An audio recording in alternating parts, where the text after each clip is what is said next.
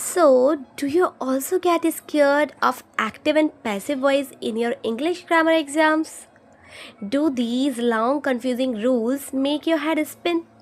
Well, if your answer is yes, then don't worry at all.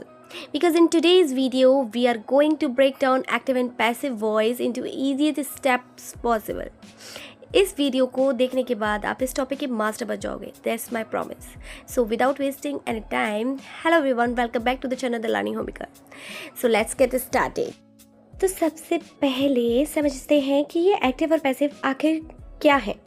एकदम simple language में बोलूँ तो कि एक्टिव वॉइस का मतलब है जब काम करने वाला यानी हमारा सब्जेक्ट सबसे आगे होता है. He is the main hero of the sentence. And passive voice का मतलब है जो काम हो रहा है यानी हमारा ऑब्जेक्ट, उसे ज़्यादा इंपॉर्टेंस दी जाती है. इसको एग्जाम्पल से समझते हैं सीधा सीधा. पहले सेंटेंस में Ram eats an apple. Ram hero है क्योंकि वो एक्टिव है, वो काम कर रहा है. दूसरे सेंटेंस में an apple is eaten by Ram. Apple पर फोकस चला गया क्योंकि राम के द्वारा एप्पल खाया गया. बात एक ही है पर कहने का तरीका बदल गया.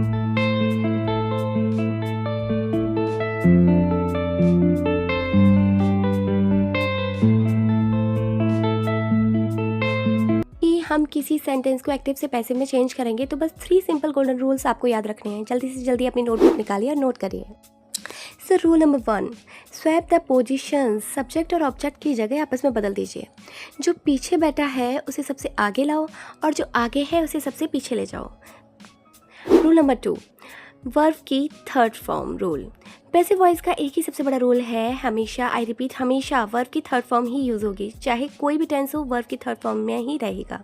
Rule number 3, the by agent. नए ऑब्जेक्ट को लिखने से पहले हम उसके आगे बाय लगाते हैं. Okay, remember these 3 golden rules.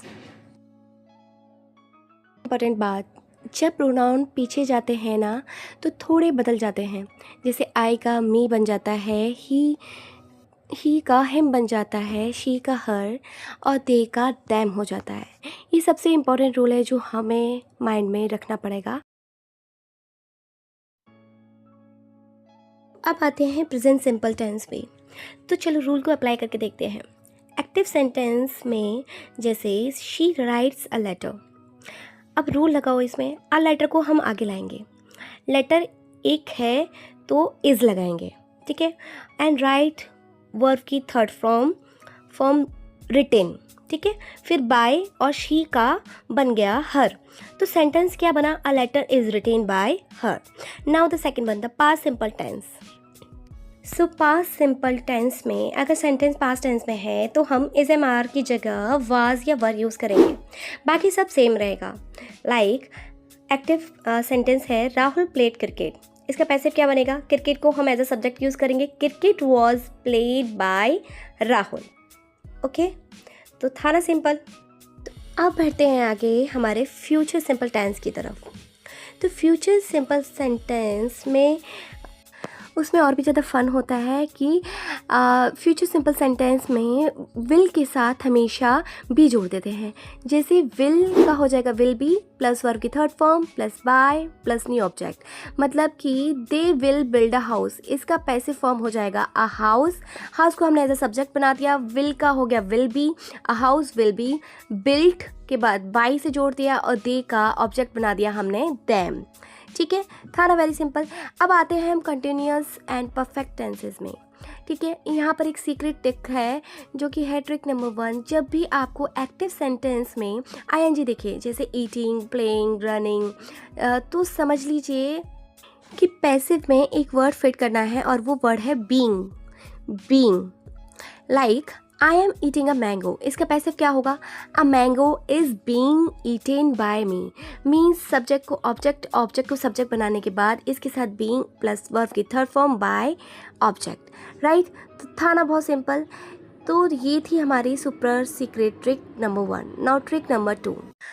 So trick number 2 के हिसाब से परफेक्ट टेंस कैसे होगा? तो जब भी एक्टिव सेंटेंस में हैज़, हैव या हैड दिखे तो बिना सोचे पैसिव में उनके आगे बीन लगा देना है. Like he has finished the homework. इसका पैसिव फॉर्म होगा द होमवर्क. हैज़ के साथ हमने बीन लगा दिया. हैज़ बीन फिनिश्ड वर्ब की third form by him. The homework has been finished by him. Now हमने सारे रूल्स समझ लिए. अब ये है आपका होमवर्क टाइम, क्विज टाइम. ये आपको मेरे को कमेंट में बताना है इसका आंसर क्या होगा।